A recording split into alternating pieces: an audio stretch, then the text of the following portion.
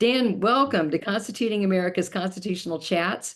We're going to ask you to say a few words about our topic today, a day in the life of a Speaker of the House, and then we'll go to questions. Well, thank you, Kathy, for inviting me, and I thank you for that generous introduction, and particularly the part that where you said I was a great golfer. That you're taking some liberties there, I must say, but that's all right. I appreciate it. Um, so I thought where I would start is to talk a little bit about the role of the speaker just briefly, and then we can get into more detail about what a day in the life would be like. But the Speaker of the House is the chief, the senior official of the legislative branch of government. Um, the reason the Speaker's office is in the middle of the Capitol is because the Speaker is the senior person, and even outranks the Senate leaders. If you look at the succession order for in the presidency, it's the president, vice president, and then if something else would happen, then it's the Speaker of the House before the president pro tem of the Senate. So it's the Speaker's job is to run the House of Representatives, to represent the legislative branch in dealings with the other branches of government. You're also in that role. You're your party's leader. You're responsible for the legislative agenda, and at least being the lead person on that. The the Speaker of the House is elected by the whole House of Representatives. So the other party leaders, the majority leaders, the minority leaders, the majority whips are elected by their respective caucuses. So what's been interesting about recent speaker elections is because both parties, Republicans and Democrats in the House, will historically have put up candidates for speaker. Generally, the only people who vote for the speaker are the people in your own party, your own caucus or conference, and whereas with the majority leader and minority leader, they need 50% of their caucus to be nominated, and then it's just a rather pro forma thing once it goes to the floor. Whereas the speaker has to have a roll call election, and with Republican speakers here in recent history, and a little bit with when Representative Pelosi was Speaker of the Democrats, we've had instances where not everybody in their respective parties supported them for Speaker. And in Kevin McCarthy's case, the first time when he was elected Speaker, it went 15 ballots because you needed to have a majority of those voting in the House to succeed. And on the first 14 ballots, he didn't have the majority. So it's a process that's outlined in the Constitution, and so for the Speaker, his or her constituency really is the House of Representatives, the members of the House of Representatives, first and foremost, the members of his or her party, because again, those are the folks who the Speaker needs to have voted for them to be elected Speaker. So it's not surprisingly, it's an extraordinarily busy job, but every person operates differently, right? So there's a lot of things that all speakers have to do. They're responsible for making sure that the House runs efficiently, that they're the presiding officer over the House. They're not presiding every minute of the day. Matter of fact, they don't preside very often, but it's their responsibility, and then they delegate to others, usually of the majority party, almost always of the majority party, to preside over the House when the Speaker has other things to do, which is often. The Speaker is responsible, as I mentioned before, about putting together the legislative agenda. So there's often meetings with legislative leaders, committee chairs, and other factions of their caucus, and occasionally on bipartisan basis. They have leadership meetings with the minority party. There's meetings when there's meetings at the White House frequently. Well, I won't say frequently, but on occasion, and depending on what issues are in the news or in the before the House, or we've got spending bills coming up or a debt limit extension. The calendar sometimes drives the agenda, and those things often need to be worked out on a bipartisan basis. So the speaker's usually in the middle of all of that. Often very directly, and then on occasion by delegating the negotiations to somebody on his team. Um, the uh, there are party responsibilities. In the end, the members of the majority party are going to elect somebody they think will help them keep the majority. So there's responsibilities for trying to help raise money and get people elected. And so it's an extraordinarily busy job. You have a staff of about 30 people in offices in the Capitol. And that's the official staff. And then there's usually a political staff that's involved with raising money and traveling around to support their candidates. And so all of this needs to be organized and handled, and the key component in succeeding in all of these endeavors uh, is utilizing the speaker's time. That's the one thing that they have in limited supply, and organizing it and using it in the most efficient manner. So um, there are the speaker is often in meetings starting early in the day.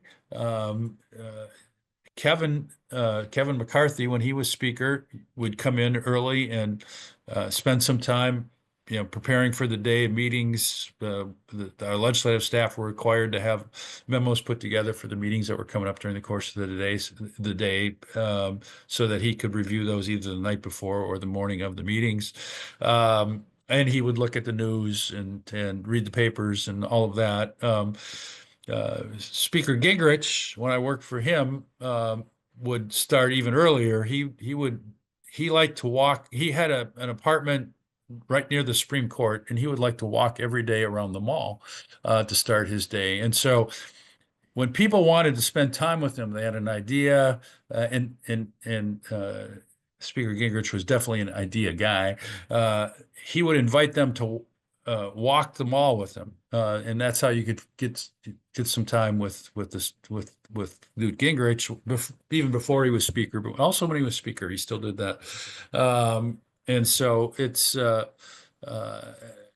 always um, a weekly meeting of the House Republican Conference or the Democratic Caucus. It's the term for the whole group of members of their respective parties. And the speaker will preside over that meeting on his side, although it's run by the conference or caucus chairs. As I mentioned before, if there are important legislative business coming up, there's often meetings to make sure that's the plans are laid to successfully implement the agenda. So a lot of fundraising responsibilities at night, occasionally for breakfast, occasionally at lunch, but those are often around receptions or meals. So let me stop there, and just by way of kind of introducing the topic, and then we can open it up for questions. Kathy? Well, Dan, thank you. And that was a great overview. And I have to say, even for as many years as I worked on the Hill, I don't know that I ever quite thought about the fact of the Speaker's office being in the center of the Capitol and the Speaker being the top legislative, I guess, officer, or I'm Yeah. not sure the word you would use, but of the entire legislative branch, even outranking the majority leader of the Senate. And because, as you said, of the Constitution and the transition of power, and the way that would go. But that's really fascinating. And I know we've got so many questions lined up, so I'm going to go ahead and turn it over to Janine. Hello there. Sorry I'm off camera today, and I'm trying to get, let's see. Gallery view. There we go. just thrilled to be on that you're on the show with us today. Thank you so much, because you know so many people and have done such extraordinary service to our country. So thank you. Thank you. Okay, I guess one of my questions is,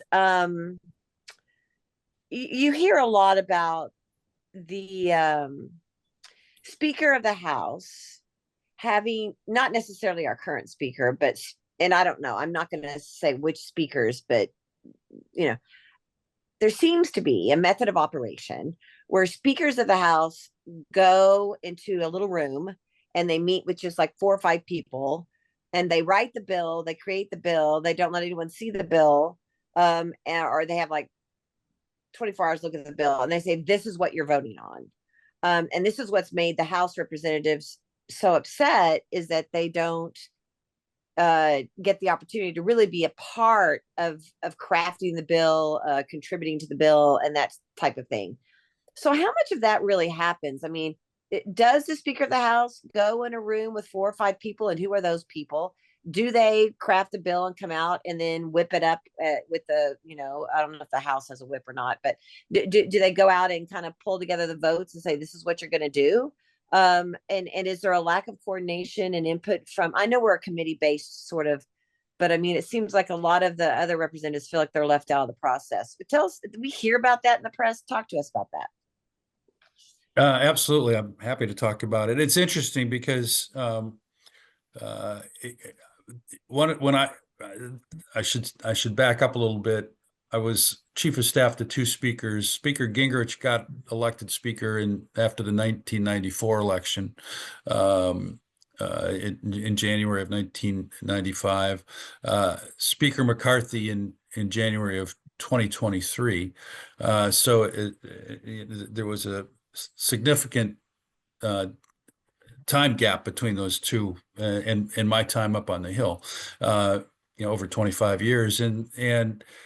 And one of the more interesting aspects that I found when I went back in, up on, and I worked for Speaker McCarthy when he was the minority leader. So I actually went back in 2019, and he was elected speaker. Republicans won the House after the 22 election. He got elected speaker in January of 23. Was how top down the legislative process had become in those 25 years. It was a fair amount different when I was up there the first time with Gingrich. And I think, in the old days, in my first iteration up there, there was, committees played a much more sizable role.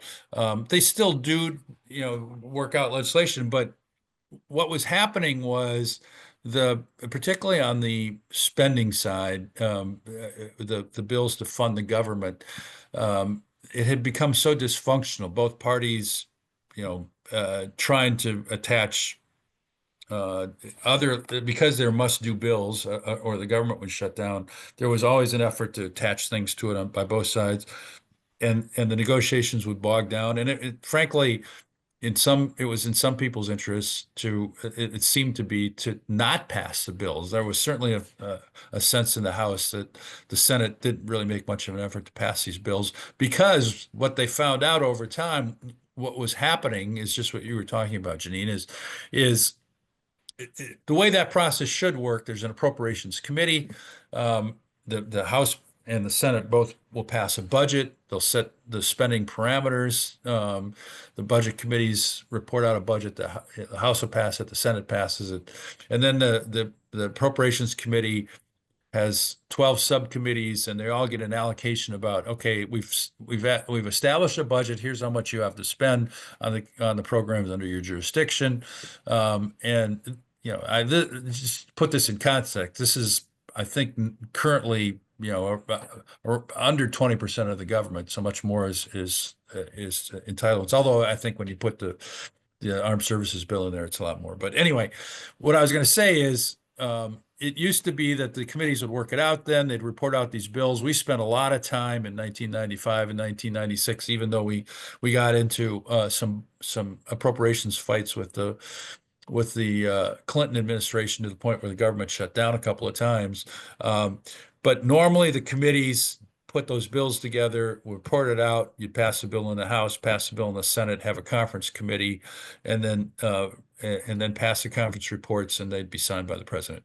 When it when it got off the rails and more dysfunctional, the process would bog down, and it would basically have to be worked out among the legislative leaders. And so there became this term of referred to as four corners negotiation.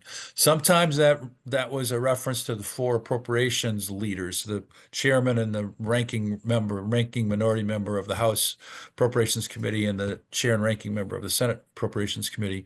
But more often than not, when they would, a lot of these thorny party issues would partisan issues would get jamming up the process, they would get kicked up to the four party leaders. So it would be the Speaker of the House and the Minority Leader in the House and the Majority and Minority Leader of the Senate.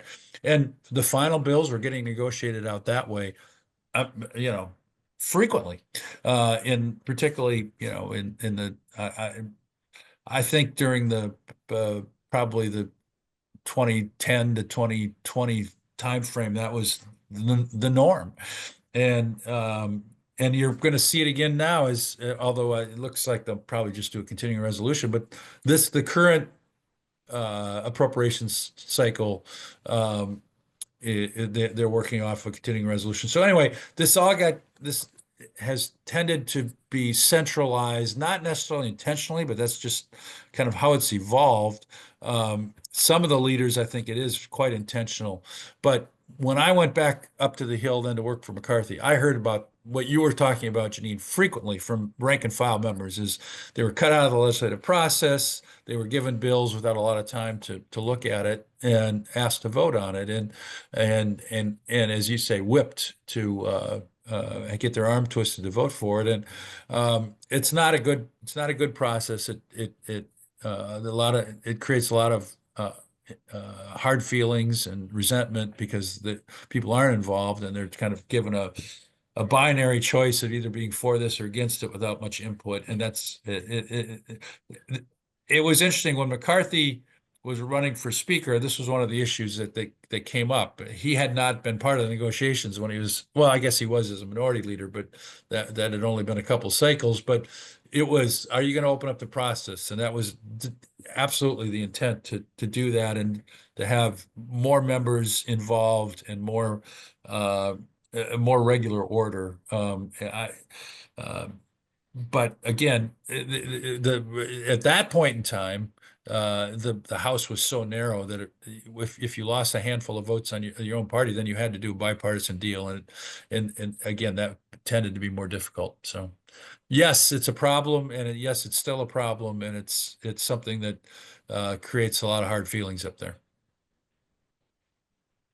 Wow, it's such a complicated subject, and for our this is Janine Turner, just for our listeners on speaking here, but it's a very complicated, and of course for our high schoolers or middle schoolers or even elementary school students that are listening. I mean, we're talking about the budget, right? Is mainly kind of what you're talking about right now. The funding and continuing resolutions are just what they do to try to continue it, because there are different kind of bills that are put forth. I mean, you're talking about the big bill, I believe, for the continuing resolution for the government to be funded, but what just like a regular bill?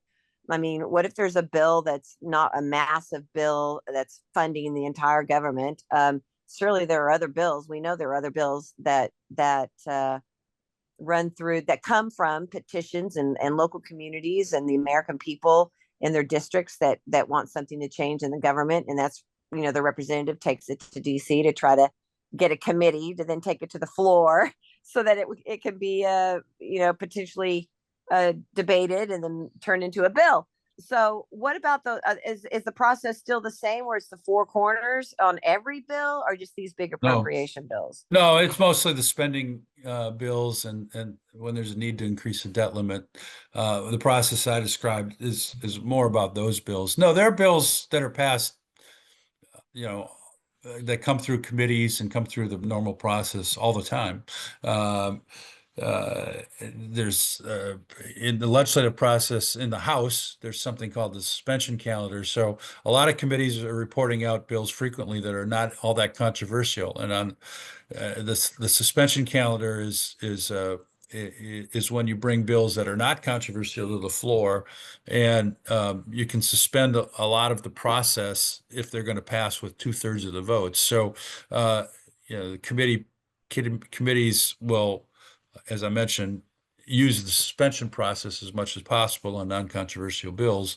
Um, and yeah, there are bills all the time. We passed when McCarthy was Speaker H.R. 2, which was a border security bill that went through the Judiciary Committee, and it was regular order. And yeah, there are, like I say, that happens all the time. That just a lot of those bills don't get as much publicity as when you have the big fights. The fights are the things that the media likes to cover.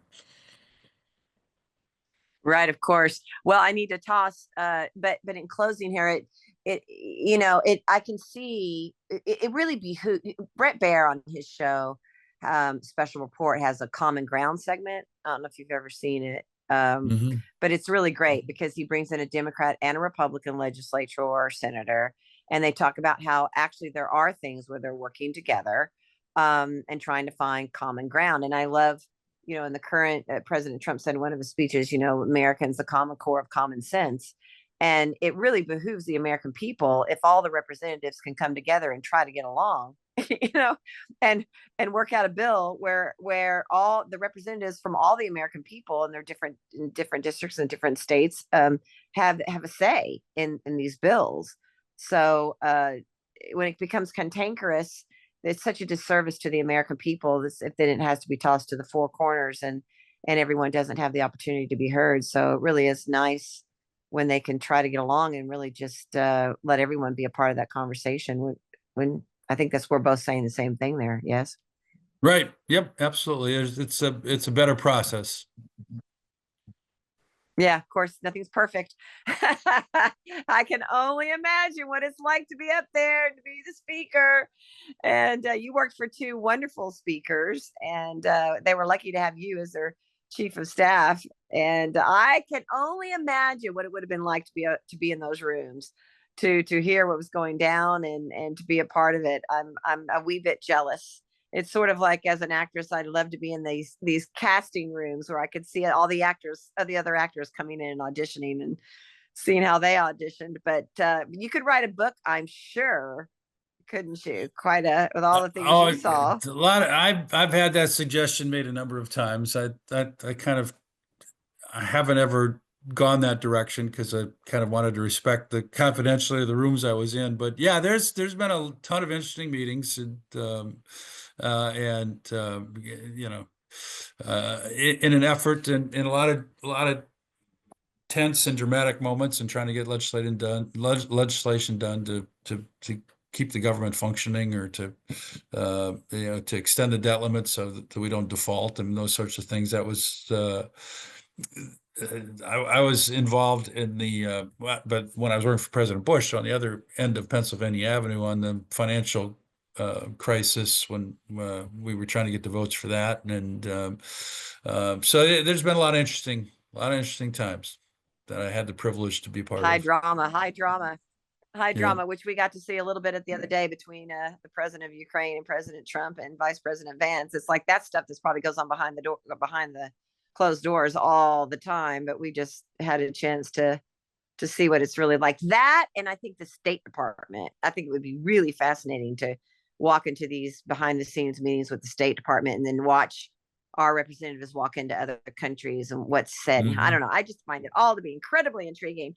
But since I have this fabulous panel with which I share questions, I have to toss now, and I'm going to toss to Jewel, the wonderful and talented Jewel Gilbert. So thank you so much. Thank you, Janine. This is Jewel Gilbert here with Constituting America. Such a cool show to think about the rooms where all this stuff goes down and with the speakers of the House. So thank you, Mr. Meyer. So my first question is, and we can move on from it if you can't really think of one, or if there's not a situation that you're able to, I guess, divulge. But are there any was there any instances you can think of where you were really impressed by the political maneuvering? And sometimes listeners may think I mean that negatively, but our political maneuvering is how we peacefully um, solve conflict. It's how we are able to work towards our interests in a way without going to violence. And oftentimes we believe in something and something may be good, and these are the ways we get those things done. So I don't mean that negatively. Well, Yeah. Sure. There's been a lot of times. One that immediately comes to mind was the one I just referenced, with respect to the financial crisis we had in at the end of the Bush administration in 2008. And for folks who didn't live through that, the short summary is, the banks were getting in trouble. There was concern that the banks were going to go under, around the world, that there was an economic crisis. They got over leveraged, lending too much money too easily, and then not people not being able to pay it back. And so at one point, the I was asked to attend a meeting. I think Kathy's husband was there as well when we were working for President Bush on the financial crisis. And the Secretary of Treasury, a guy by the name of Hank Paulson, and the head of the Federal Reserve were there, and they said, "Look, we've got to act quickly. We need to make sure people have confidence, or these banks are going to fold." And it wasn't just that the banks would lose money; it was that they wouldn't be able to fund business that's required on almost a daily basis for large business, for small business. It was the problem was such that you could read on the folks who had the real line responsibilities were the people I just mentioned, and of course the president then, they were very worried that this was going to happen, and that the economic uh, system might collapse. And this had happened once before in American history in the late 20s, and there was a deep concern that it put us into a recession at that time, that they didn't want to replicate that. The president asked Paulson and Bernanke to brief the Hill leadership on a bipartisan basis. I called the Speaker's chief of staff. Nancy Pelosi was Speaker at that time. I called her chief of staff and said, "Can we set up this meeting for tonight?" And they accommodated that. And we had this big meeting that the chairman of the Senate Banking Committee, when he was done, said it was the scariest meeting he'd ever had in his whole 30-year career in the United States Senate. The reason I give you that background is what happened then. In 15 days, we produced legislation to try to solve that problem. And it was not a politically popular legislation by any means, because bailing out banks is not a politically popular thing, right? People aren't all that thrilled with banks in the first place. But it was what the legislative leadership and the executive branch leadership felt was necessary to fix this problem.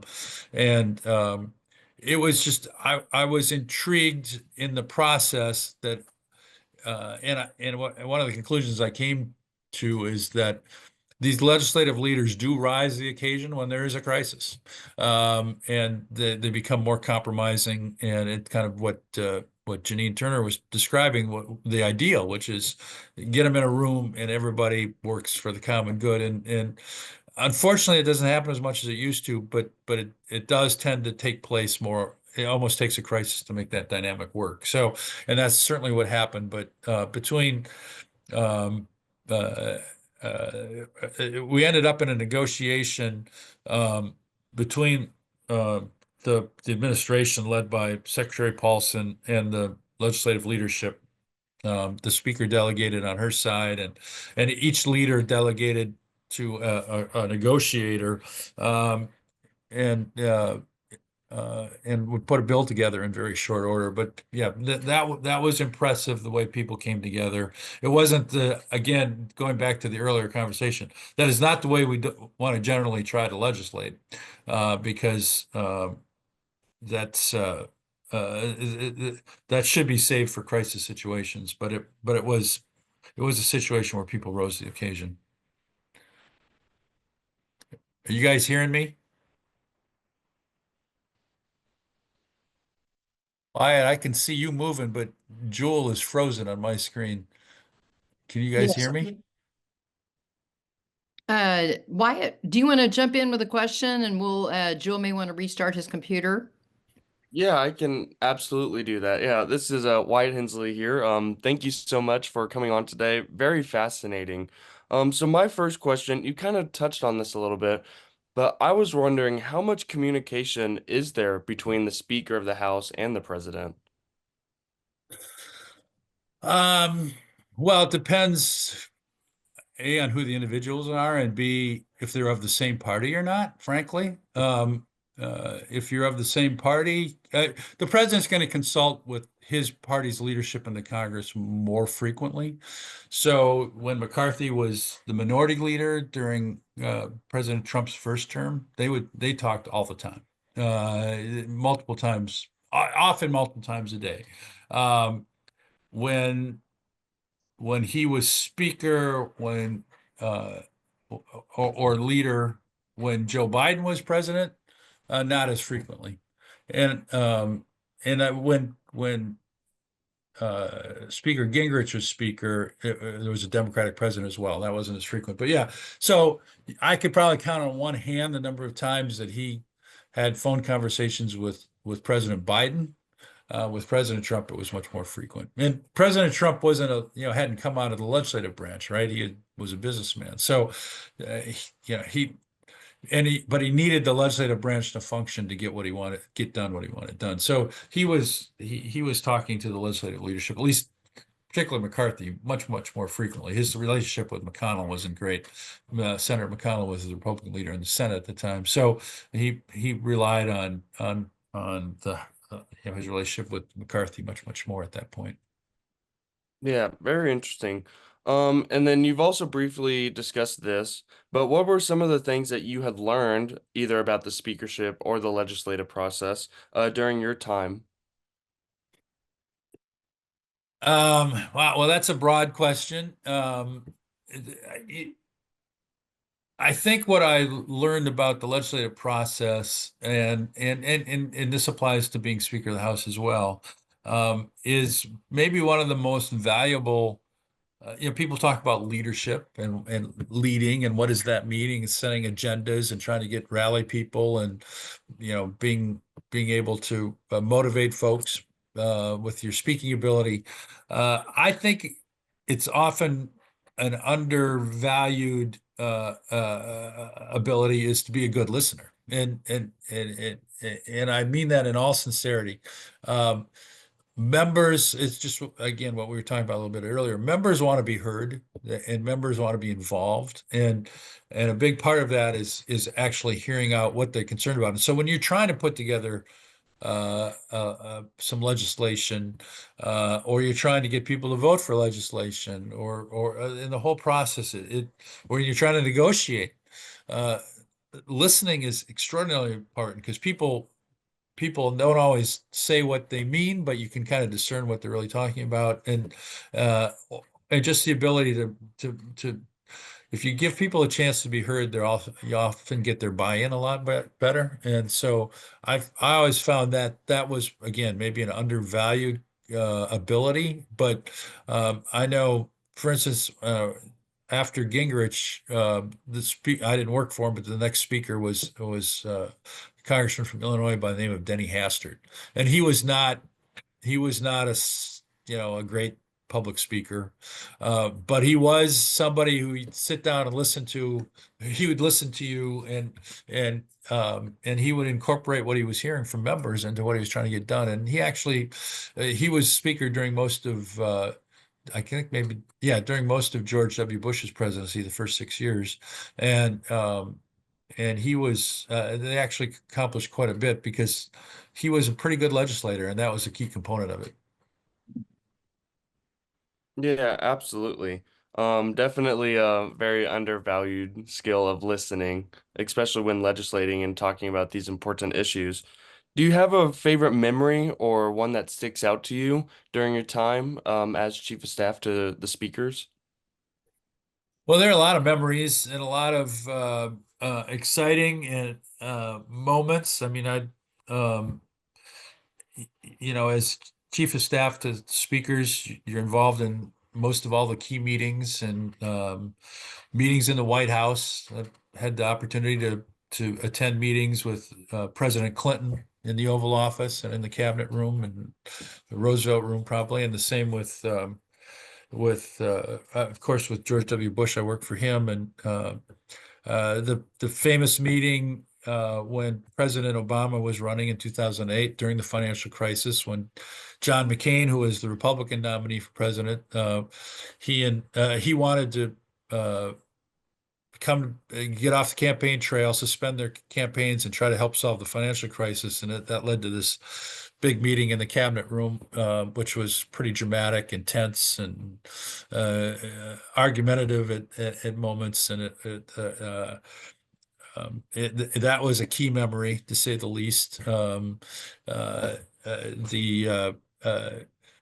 are multiple meetings that when McCarthy would go down and meet with President Trump, and we, of course, and the most recent one for me, I left just after we did the debt limit in 2023, which was there was concern that we weren't going to get a debt limit deal done, and that was negotiated then with President Biden and his team, and there were multiple meetings there, and I've talked about this openly that one of the meetings in the end of April, no, end of May, early June 2023, in the Oval Office, uh, President Biden wasn't doing great. And when we came out to leave the meeting and go back to the Capitol, got in the car with Speaker McCarthy, and I said to him at the time, I said,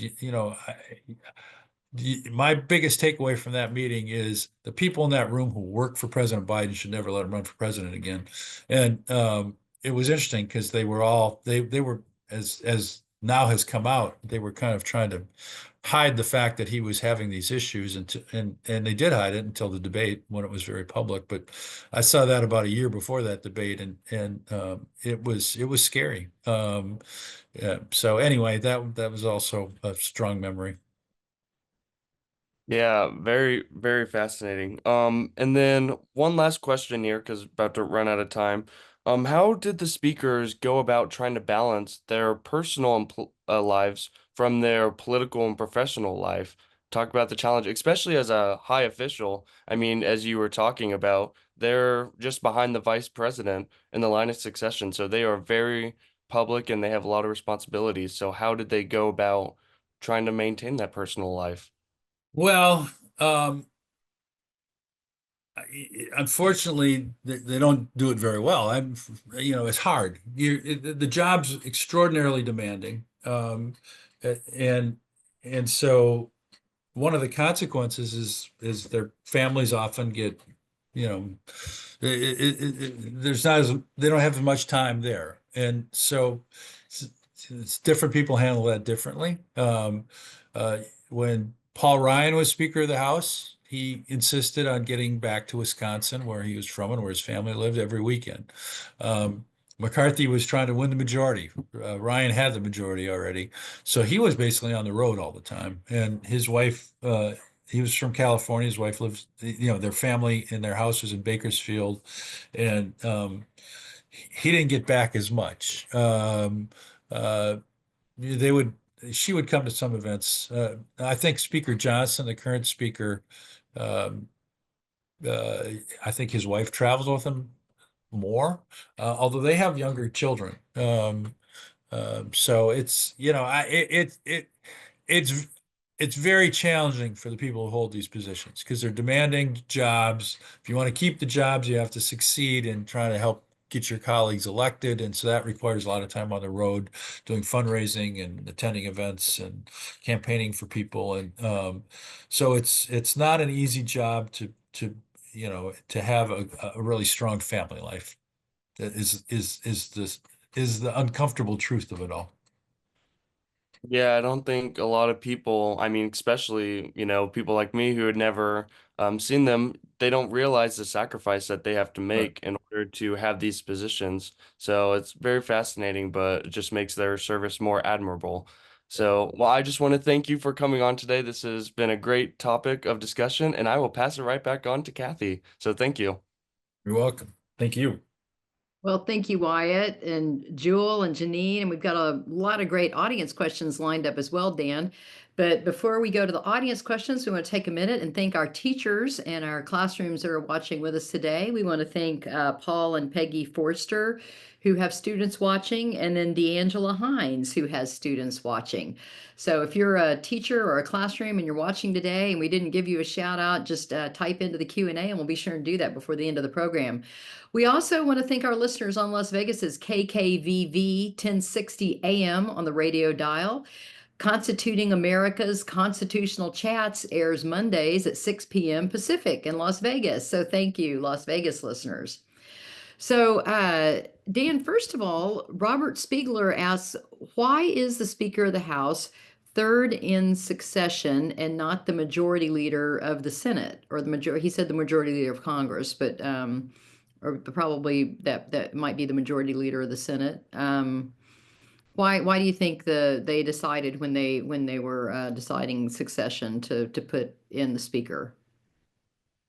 That's a good question. The speaker is the leader of the House and the majority leader is the leader of the Senate. Now there's a majority leader in the House too. So I think what the founders, my take on it is the founders recognize the structure of party leadership in each chamber of the Congress, House and Senate, would go it would be represented by the majority and the minority leaders, but they wanted an official that was in theory above that.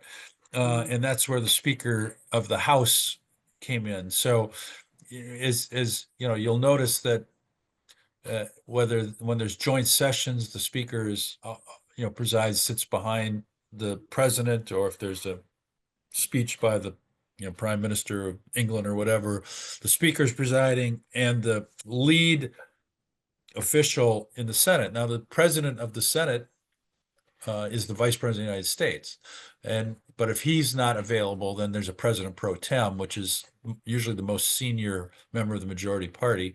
But my take on it, and I'm not a constitutional expert, but my take on it is that the founders just decided there needed to be one person who was above the others as the most senior official in the legislative branch, and they made that person the Speaker of the House.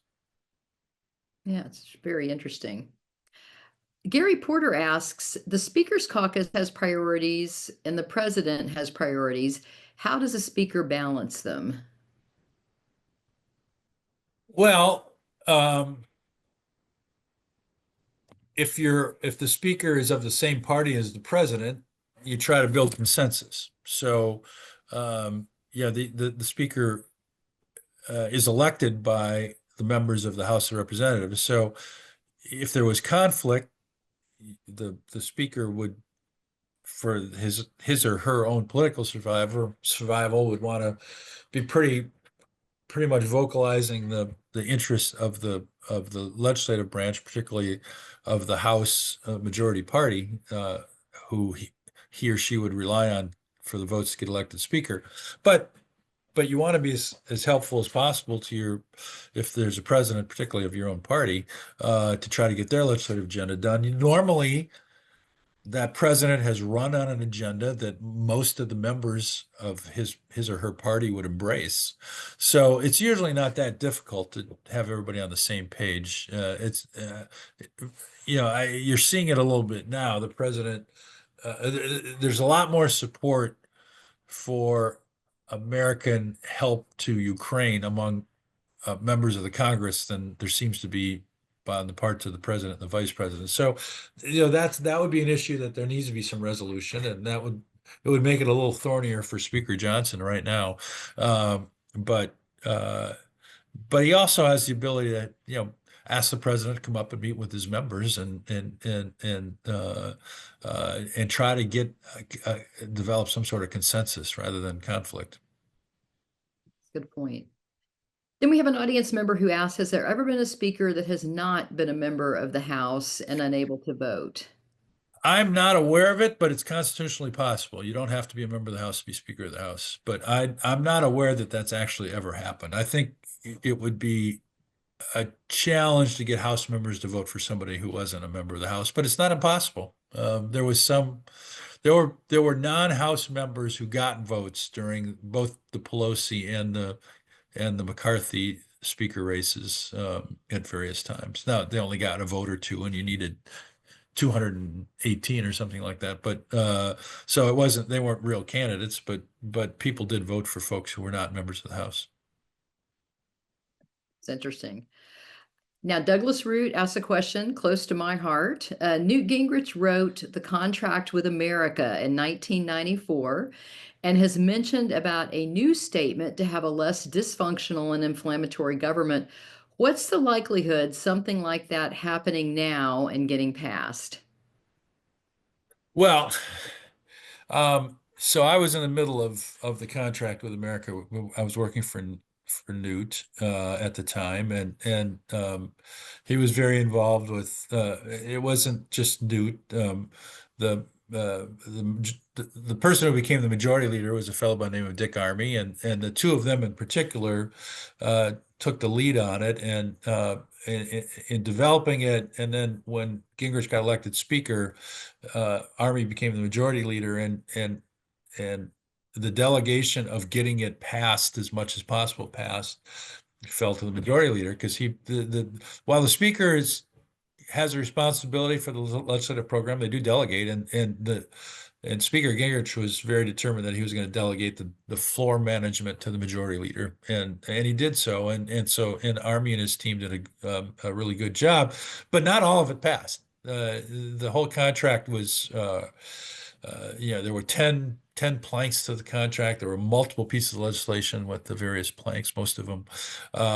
And the Senate was less than enthused, frankly, even though it was Republican Senate at the time. And it was a Democratic president whose signature was needed on these bills. And so not all of it passed, but a lot more of it than people expected passed. When I worked for McCarthy, he wanted to do a contract type, similar type thing, and we called it a commitment to America.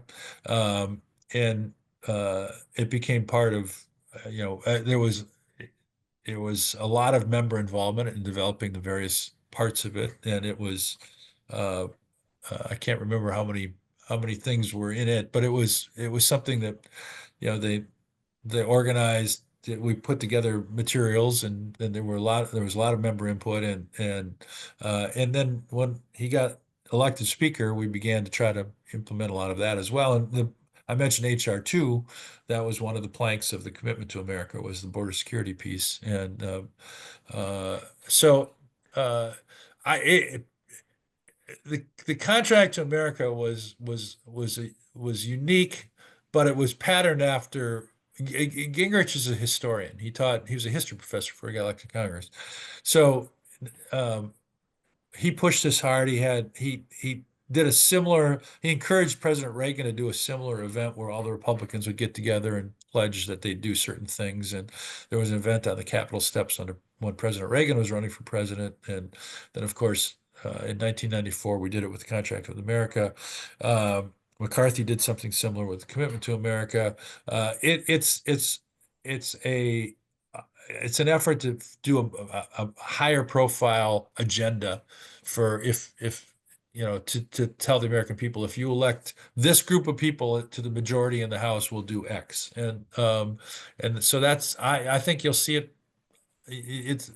The Democrats have done similar things, maybe in a more limited way. When Pelosi was running for Speaker the first time, I think in 2006, they did their, six for something or another. I can't remember what it was, but they had six planks to what they were wanting to do, and so it's not particularly unusual. It might get called different things, but it's basically presenting an agenda and asking people to vote for it, members who will support the agenda. Well, it was definitely very memorable and probably swung the Oh, yeah. majority to the Republicans for the first time in 40 years in the 1990s. So, and I know you played a big role in that. So thank you for all your great work on that and so many other Yep. things. Jonathan Nash asks, is there an improvement in the procedures for the legislative process that you'd like to see implemented? For example, changes that might make the process more efficient, more civil, or more transparent to the American public. They've tried to do some of the transparency issues here in the last few Congresses where, making sure everything gets put online and accessible. And if you go to, yeah, actually, some of those things go back to even Gingrich's sheet. He created this Thomas program, and where you could get legislation, all the legislation that was introduced, you could get it online. Obviously, the votes are all published on a daily basis on the House Representatives website, and the Senate has a similar thing. Um, in terms of process reforms, there's a lot of interest in that all the time, in an effort to try to make it work better. We haven't actually made it work better, that I've been able to see. So that's met with limited results. I think where it where it tends to bog down is on the appropriate budget and appropriations. And I talked about that process before, and they're going through it right now. The House passed a budget resolution here in the last couple of weeks, and they're going to do that triggers numbers on how much money you're going to spend on to fund the appropriated accounts in the federal government. And then it also, you can have reconciliation instructions, which probably don't have time to go through how all that works. But I, if I could wave a wand and change one thing, I would probably make the same people of this. I would probably combine the budget and appropriation committees. The appropriations folks don't like this idea, but if you had the same people who have to, who decide how much, or are recommending to the full house how much money we can spend in a given year, and then have them be the appropriators. It would be a powerful committee, but again, you still have to get 218 votes for these work products. So hopefully they would take into account the the interests of everybody in the House in terms of how to get this done. I would try to, I would do something like that, like I say, combine the budget appropriations process, and in hopes that it would work more smoothly. Uh, but it's yeah, and maybe, is having to produce budgets is not a uniquely federal issue. I live in the state of Virginia, and they're required to pass a balanced budget every year, and so, when part of the contract, one of the planks of the contract with America was to pass a balanced budget amendment, and that's a constitution require change in the Constitution, which requires, a two-thirds vote in Congress, and then 37 states would have to ratify. Uh, we got we passed it with two-thirds in the House, and we got within a vote of two-thirds in the Senate in 1995, but it didn't pass. Actually, two senators from North Dakota who claimed had previously said they were for it, voted against it, and it didn't pass. But I think that would change it radically, right? We'd have to resolve this issue every year, and do what the states all have to do right now, which I think would be healthy. So yeah, those are a couple of things. I maybe go through a number of people have proposed that we do a 2-year budget and appropriation cycle, and I think that would probably reduce a lot of the conflict as well. So I think that would be another change that would be worthwhile. I'd be for that. Well, those are great insights. Well, we're right at the top of the hour, so we want to thank you so much for being our special guest today. I know we all learned so much. Our audience really enjoyed it and got a lot out of it. And we want to invite our audience back next week. We're going to be talking about just the nuts and bolts of how exactly a bill does become a law and how it starts with we the people and our ideas. So hope y'all will join us next Tuesday at 2 p.m. Eastern. And Dan, thank you again for being with us today. We really, really appreciate it. You're welcome. I enjoyed it. Thank you. Thanks for having me. Thank you. Bye. Bye-bye.